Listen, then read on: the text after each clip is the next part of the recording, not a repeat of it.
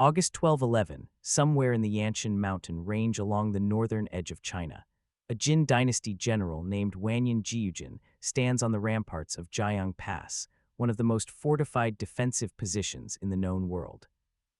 Below him, carved into the mountainside, lies a network of stone fortifications that took 30 years to build.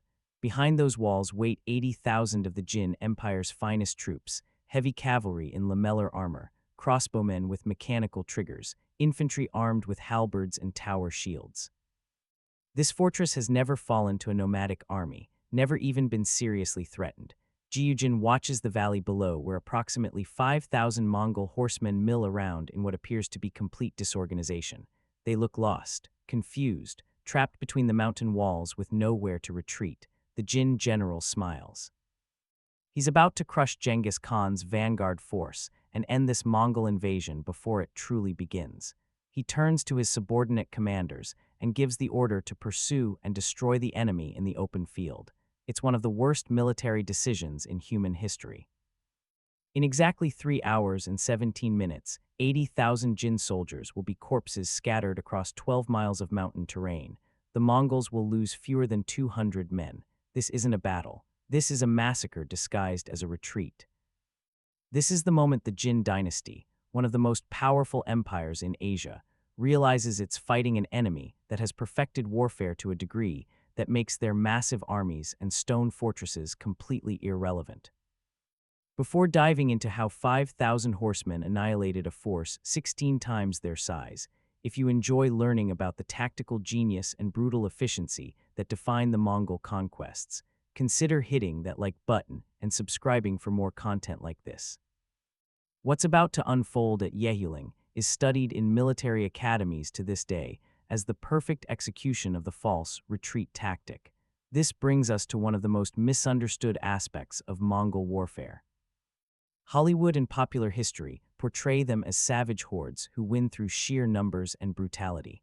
The reality is the exact opposite. The Mongols were outnumbered in almost every major battle they fought.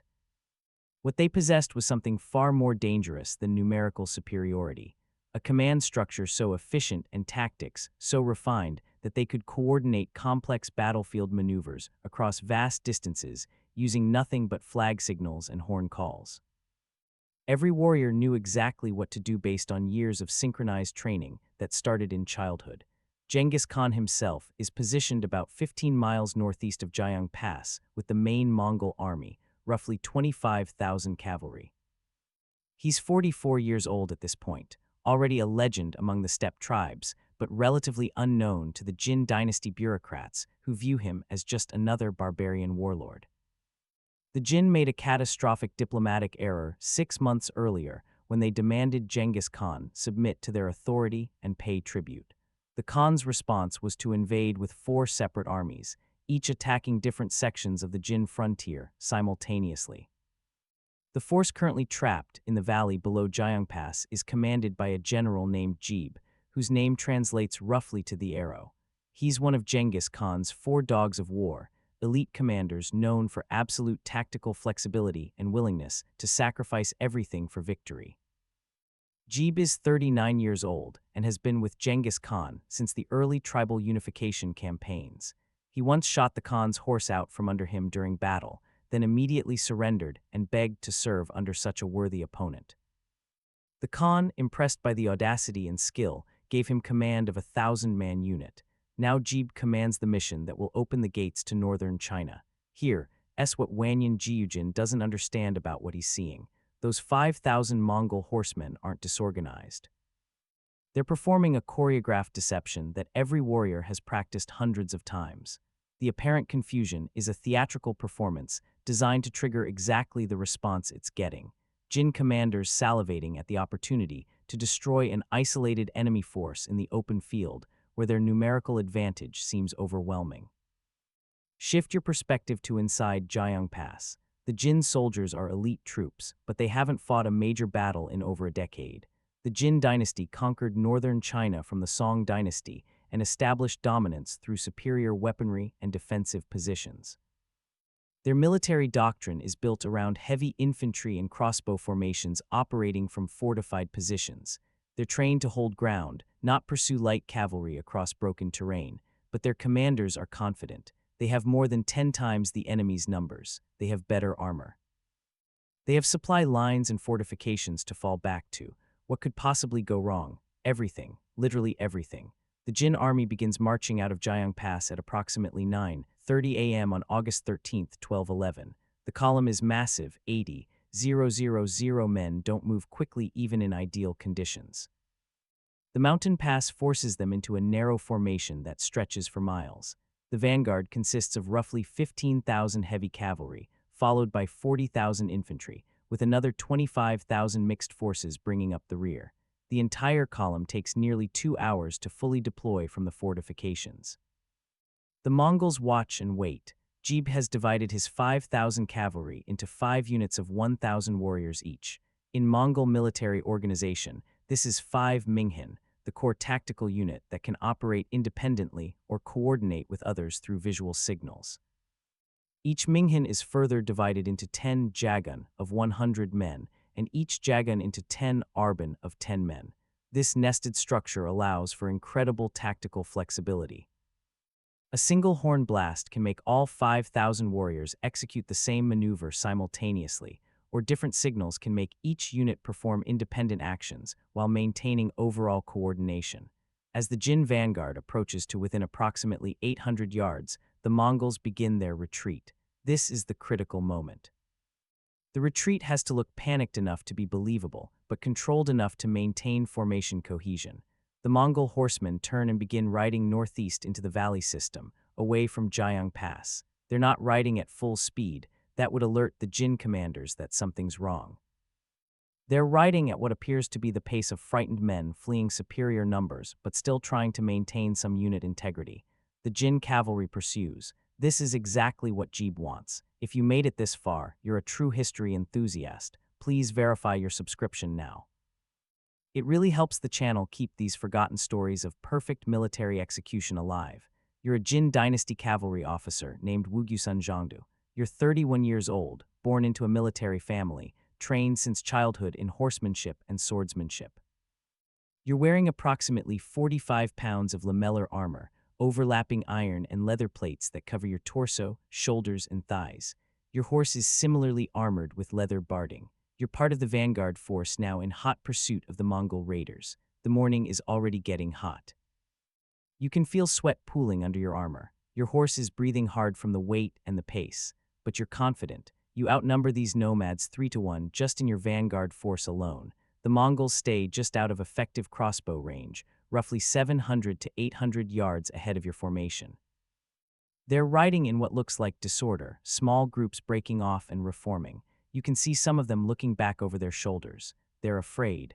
You're gaining on them slowly as they navigate the valley terrain. Your commanders order increased pace. The pursuit has now lasted about 45 minutes and you've moved approximately 4 miles from Juyong Pass. The valley is narrowing. Steep mountains rise on both sides. The Mongols are getting trapped by the terrain. This is when you notice something wrong. The Mongols ahead have suddenly stopped retreating. They've wheeled their horses around and are sitting motionless, arrows nocked to their bows. Then you hear the sound. It's a deep, resonating horn blast that echoes off the mountain walls. It comes from behind you. You twist in your saddle and see horsemen pouring over the ridgelines on both sides of the valley. Hundreds of them, thousands of them. The mountains are alive with Mongol cavalry. You realize with crystalline horror that you've been led into a prepared killing zone. The force that just appeared isn't reinforcements arriving by chance. These are pre-positioned Mongol units that rode to these positions days ago, possibly weeks ago, and waited hidden in the mountain terrain for the Jin army to pursue the bait force deep enough into the trap. The main Mongol army under Genghis Khan is also now approaching from the northeast, blocking the only retreat route. The Jin vanguard of 15,000 cavalry is now surrounded by approximately 30,000 Mongol horsemen, with more arriving every minute. The 5,000 fleeing Mongols have transformed into the anvil. The forces on the ridgelines are the hammer. The Mongol archery begins. This isn't like anything the Jin cavalry has experienced. Mongol composite bows have an effective range of over 500 yards and can punch through lamellar armor at 300 yards. Each Mongol warrior carries 2 or 3 bows and at least 60 arrows in multiple quivers. They've trained since age 4 to shoot accurately from horseback at full gallop. They can fire forward, backward, left, or right with equal accuracy, and they're not aiming at individuals. They're executing massed volleys at specific grid coordinates on the valley floor. Arrows fall like rain, not metaphorical rain, literal continuous rainfall of wooden shafts with iron bodkin points designed to pierce armor. The Jin cavalry tries to raise shields, but you can't hold a shield, control a panicked horse, and maintain formation simultaneously. Horses scream and collapse. Men topple from saddles with arrows through gaps in armor, throats, armpits, the backs of knees. The Mongols on the ridgelines have perfect shooting angles down into the packed mass of Jin cavalry. There's nowhere to hide, nowhere to maneuver. The Jin vanguard commander, a general named Duji Sijong, tries to organize a fighting withdrawal back toward Juyong Pass. He's a veteran of 23 years, competent and brave. None of it matters. His heavy cavalry can't charge uphill against enemies who simply ride backward while continuing to shoot. His formations can't maintain cohesion while under continuous arrow bombardment. And when he orders a retreat, his cavalry discovers that the valley behind them is now occupied by more Mongol forces who have cut off the withdrawal route. The Jin infantry, 40,000 men marching in column formation, hears the sounds of battle ahead and begins trying to deploy into combat formation. This is a logistical nightmare in the narrow valley terrain. Infantry units are designed to operate in organized lines with shields locked and spears bristling outward. Deploying from march column into battle line requires space, time, and competent command structure. The Jin infantry has none of these. They're strung out across miles of mountain path, with steep slopes on both sides limiting maneuver space. Mongol cavalry begins hitting the infantry column from multiple angles simultaneously.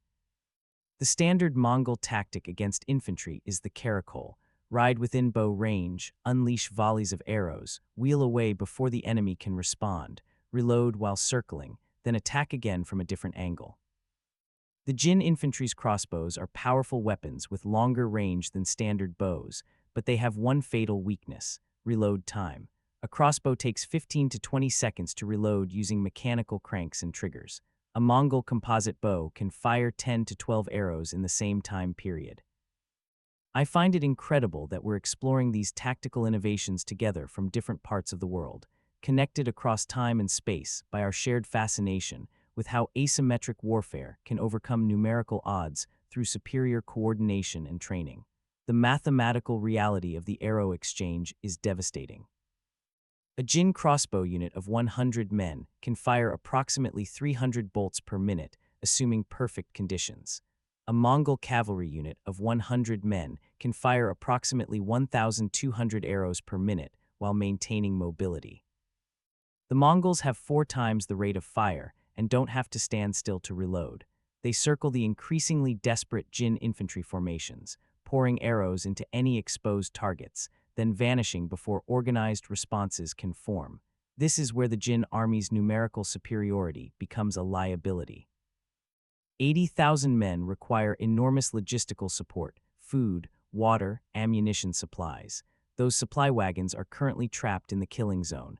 The Jin soldiers have whatever they're carrying. Most infantry troops have enough water for half a day of light activity. They're now engaged in exhausting combat under the August sun in full armor. Dehydration starts affecting combat effectiveness within an hour. Some Jin soldiers begin removing helmets to cool off, exposing themselves to headshots from Mongol arrows. The Battle of Yehuling, though calling it a battle gives the wrong impression, has now been underway for approximately 90 minutes. The Jin vanguard cavalry is effectively annihilated, with perhaps 3,000 survivors desperately trying to form defensive positions using dead horses as barricades. The main Jin infantry force is fragmented into isolated pockets scattered across 12 miles of mountain terrain, each pocket surrounded by highly mobile Mongol cavalry executing systematic extermination. The Jin rearguard hasn't even made it out of Juyong Pass yet and is now receiving panicked reports that the entire army is being destroyed. Genghis Khan arrives with the main Mongol force and personally takes command of the final phase. The Khan is a methodical commander who prefers complete victory to symbolic triumph. He's not interested in defeating this Jin army. He's interested in erasing it so thoroughly that news of the disaster will spread terror across the entire Jin Empire. He positions his fresh cavalry units to systematically compress the surviving Jin formations into smaller and smaller kill zones while maintaining the arrow bombardment at maximum intensity. Here's where we need to correct a massive misconception about Mongol warfare. Popular imagination portrays them as wild horsemen who charge into melee combat swinging swords and axes. The reality is Mongols avoided close combat whenever possible. They were primarily mounted archers who used mobility and superior archery to destroy enemies from range. Swords and lances were backup weapons used only when absolutely necessary or when dealing with routing enemies who'd lost all cohesion. At Yehuling, probably 95% of the Jin casualties come from arrows, not melee combat. The psychological impact of this combat doctrine is devastating. If you're a Jin soldier, you can't fight back effectively. The enemy is always just out of reach, circling like wolves, arrows coming from every direction. You can't charge them because your heavy armor and weapons make you too slow to catch light cavalry. You can't retreat because they pursue at will and shoot you in the back. You can't hold position because eventually you run out of arrows and then you're just standing there waiting to die. There's no heroic last stand, no glorious single combat. Just methodical extermination by an enemy who refuses to give you the chance to fight on your terms.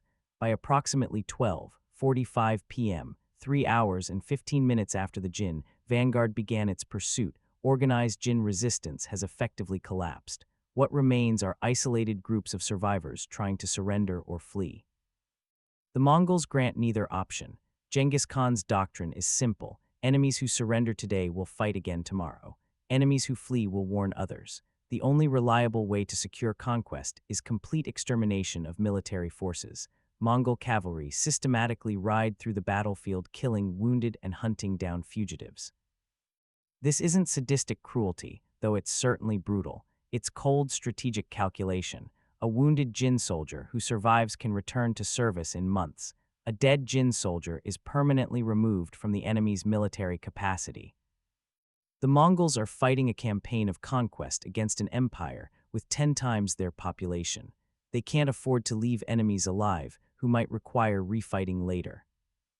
Before diving into the aftermath and strategic consequences, consider checking out this next video on the screen about how Genghis Khan's psychological warfare techniques traumatized entire civilizations into surrender without fighting.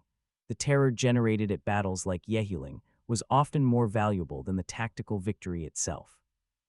Wanyan Jiyujin, the Jin general who ordered the pursuit from Juyong Pass, survives the initial massacre. He's managed to gather approximately 2,000 survivors and withdraw into a defensive formation on a hillside position. They've constructed crude barricades using supply wagons and corpses. The Mongols surround this position and settle into siege mode, which for Mongols means continuous arrow bombardment from positions the defenders can't reach. No dramatic assault, no heroic last stand, just arrows falling from the sky until everyone inside the perimeter is dead. Jiyujin lasts until nightfall. By then his 2,000 defenders are down to perhaps 400 survivors. They have no water, no food, no arrow supplies for counterfire. Men are dying from wounds and dehydration. When full darkness comes, Jiyujin attempts a breakout with his remaining troops.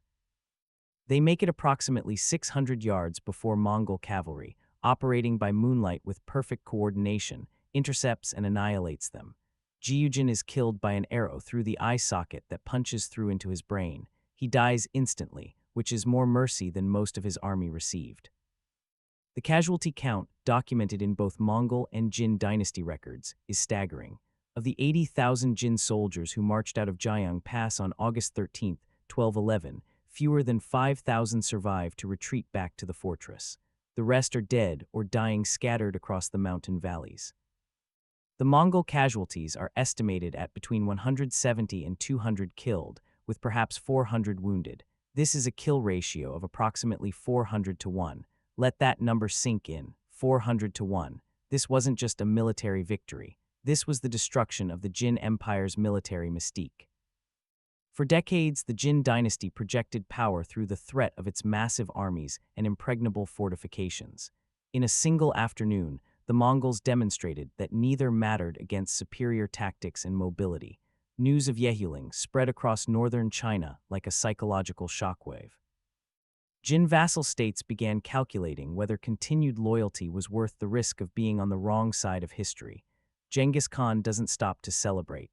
By August 15th, 2 days after the massacre, Mongol cavalry is raiding within 50 miles of Jiangdu, the Jin Dynasty capital, modern-day Beijing. Juyong Pass remains garrisoned, but is now strategically irrelevant. The Mongols simply bypass it and raid the territory it was supposed to protect. The Jin Empire tries to organize relief forces, but commanders are reluctant to march into the open field, where they might suffer the same fate as Jiyujin's army. The strategic initiative has completely shifted. Over the next 3 years, the Mongols systematically dismantle the Jin dynasty's control of northern China. They don't conquer cities through long sieges. They destroy the field armies that defend those cities, then offer generous surrender terms to the civilian population. Cities that resist are annihilated as object lessons. Cities that surrender peacefully are incorporated into the growing Mongol Empire with relatively minimal destruction. This carrot-and-stick approach fragments Jin resistance. Why die defending an empire that can't protect you? Let's be very clear about this. The Battle of Yehuling wasn't won through Mongol savagery or numerical superiority. It was won through systematic application of combined arms tactics perfected over decades of warfare on the Eurasian steppes. The false retreat lured the enemy into terrain that favored the Mongols. The prepositioned cavalry units executed a complex envelopment maneuver across miles of mountain terrain using nothing but horn signals and flag communications. The sustained archery barrage demonstrated fire discipline and ammunition logistics that most medieval armies couldn't match. Every element was deliberate, rehearsed, and executed with mechanical precision. This proves one thing: the Mongol conquests weren't accidents of history or the result of fighting weak opponents. The Jin dynasty was one of the most powerful empires in Asia, with sophisticated military technology and experienced commanders. They were destroyed because they were fighting an enemy that had revolutionized warfare in ways they couldn't comprehend until it was too late. The Mongols turned cavalry into a precision instrument, combining reconnaissance, harassment, shock assault, and sustained firepower in a unified tactical system. The irony is that the Jin dynasty created the conditions for their own destruction. Decades earlier, they had employed steppe nomads as auxiliary cavalry in their conquest of northern China. They taught nomadic warriors how Chinese armies organized, how they fought, what their weaknesses were. Then the Jin Empire became arrogant and started treating their former nomadic allies as barbarian vassals. Genghis Khan learned everything about Chinese warfare from former Jin auxiliaries who joined the Mongol Confederation. Yehuling was the student destroying the teacher, using lessons the teacher provided. Now the Jin dynasty didn't collapse immediately after Yehuling. They fought for another 23 years, retreating south, reorganizing armies, building new fortifications.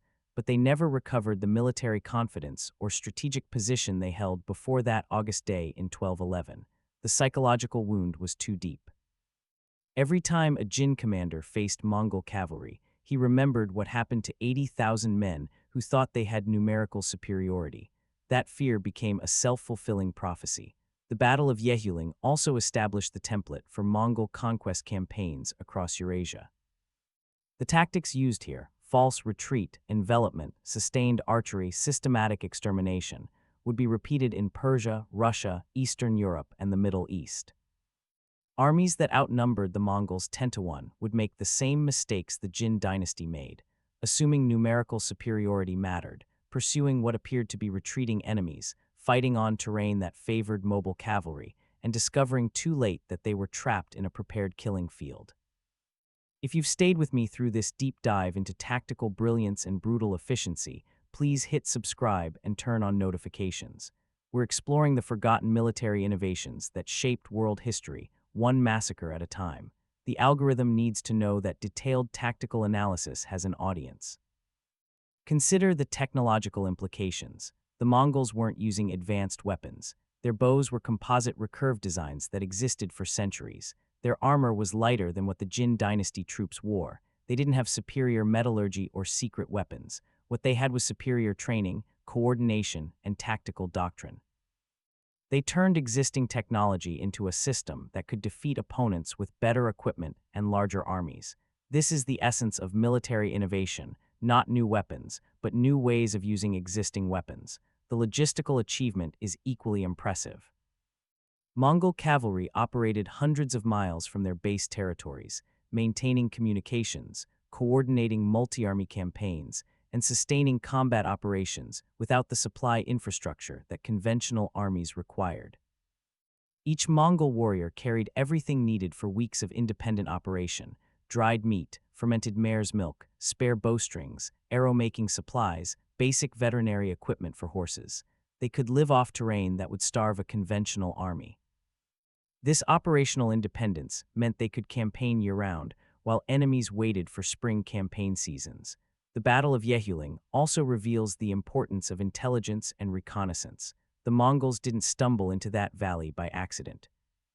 They had scouts who mapped the terrain, identified choke points, calculated sight lines for archers, and determined where cavalry could hide in the mountain folds. They knew exactly where Juyong Pass was located, how it was garrisoned, what the Jin response doctrine would be. This intelligence came from captured prisoners, deserters, merchants, and deliberate reconnaissance missions conducted months before the actual campaign. Modern militaries call this preparation of the battlefield.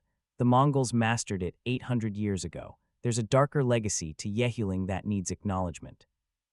The Mongol doctrine of total extermination created a calculated terror that killed millions across Eurasia. Cities that resisted Mongol conquest were annihilated, every man, woman, and child killed as object lessons to other cities. This wasn't mindless savagery. It was strategic terrorism designed to make surrender the rational choice. The genius at Yehuling, the perfect tactical execution that destroyed a vastly larger army, was applied at civilization scale with genocidal efficiency. The tactics we admire for their brilliance were inseparable from the atrocities they enabled. Yet here's the historical paradox. The Mongol conquests also created the largest continuous empire in human history, facilitating trade and cultural exchange across Eurasia on unprecedented scale. The Pax Mongolica, the Mongol peace, made the Silk Road safer than it had been in centuries. Technologies and ideas flowed between East and West. Paper money, gunpowder, printing, and countless other innovations spread across continents under Mongol protection. The same military machine that massacred 80,000 Jin soldiers at Yehuling also built the infrastructure for what some historians call proto-globalization. The Jin Dynasty finally fell in 1234, conquered by a combined Mongol-Song alliance. By then, the empire that once dominated northern China was a shadow of its former strength, bleeding territories for 2 decades after Yehuling shattered its military credibility. The Mongols would go on to conquer the Song dynasty too, unifying China under the Yuan dynasty by 1279. Every major victory traced its roots back to the tactical principles demonstrated at Yehuling: mobility, firepower, coordination, and ruthless completion. Let me leave you with this thought. Modern military theorists study Yehuling as a masterclass in force multiplication and asymmetric warfare. The U.S. Army War College includes it in their curriculum on maneuver warfare. The tactics Genghis Khan's generals used, fixing the enemy with a small force while mobile elements execute envelopment, appear in doctrines from the Wehrmacht's Blitzkrieg to modern combined arms operations. The technology changed. Tanks replaced horses. Artillery replaced archers. But the fundamental principles of mobility, concentration of force at decisive points, and systematic destruction of enemy cohesion remain constant. 3 hours and 17 minutes. That's how long it took 5,000 horsemen to annihilate 80,000 soldiers and permanently alter the balance of power in East Asia. That's faster than most people's afternoon commute. In the time it takes to watch a movie, the Jin Dynasty went from regional superpower to empire in terminal decline. History turned on the tactical genius of commanders who understood that warfare isn't about who has more soldiers or bigger fortifications.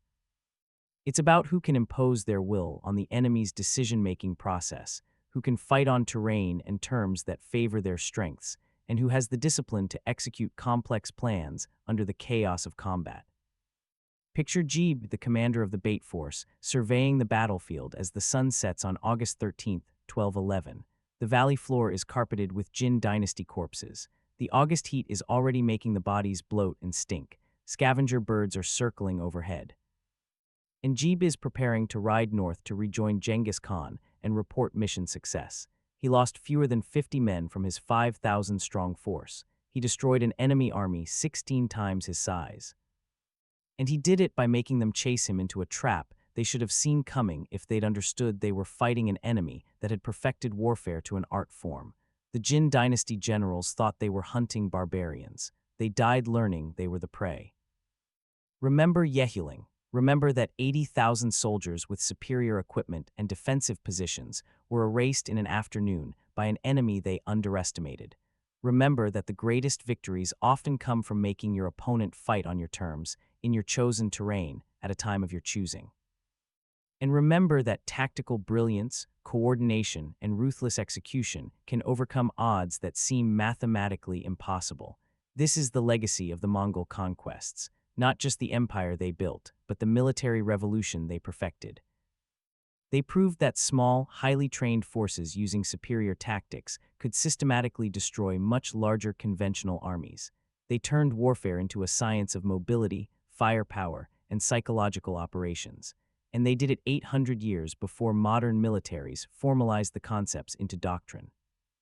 If you want to understand how a collection of nomadic tribes conquered most of the known world in a single lifetime, start with Yehuling. 3 hours, 5,000 warriors, 80,000 corpses, perfect execution. That's the story of how the Mongols annihilated an empire's army and announced to the world that a new era of warfare had arrived. An era where old certainties, walls, numbers, armor, defensive positions, meant nothing against enemies who refused to fight by the old rules. The Jin Dynasty learned this lesson at Yehuling, so did every other civilization that stood in the Mongol path. Most of them learned too late.